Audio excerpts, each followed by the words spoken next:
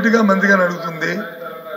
ప్రభుత్వం తప్పు చేసిన మనం శిక్షించడంలో ఎవరికి అభిప్రాయపడాలి అధ్యక్ష. ఏ ఎంక్వైరీ చేసుకునే అభ్యంతరం లేదు అధ్యక్ష. ఎందుకంటే తప్పు చేసిన వాళ్ళు శిక్షించబడాలి. అది ప్రభుత్వం చట్టాలను నిర్దేశించబడింది అధ్యక్ష. దానికి చట్టాలు కూడా అధ్యక్ష.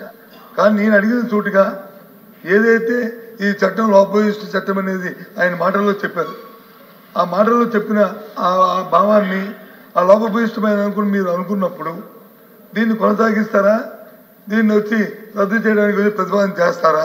నేను అడిగిన ప్రశ్న అదే అధ్యక్ష. నేను ఎవరి మీద చట్టాల్లో చర్య తీసుకోవడానికి కానీ, ఎవరిని ఎంక్వైరీలకు కానీ, వ్యక్తులు కానీ వాటి మీద మేమేం మాట్లాడతాం. అది ప్రభుత్వం వారికి ఉన్న చట్ట పరిధిలో వారు ఏం చేసినా చట్టపరంగా మాకు అభ్యంతరం అధ్యక్ష.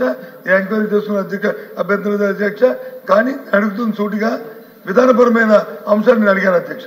నేను అడిగింది ఆ విధానపరమైన అంశాన్ని దయచేసి గౌరవ మంత్రి గారిని చెప్పవలసిగా సభ ద్వారా ప్రధాని గారిని చెప్పవలసిన కోరుతున్నాను అధ్యక్ష. చెప్తా ఉన్నా అధ్యక్ష, పేదల పక్షాన ప్రభుత్వం తెలుసు.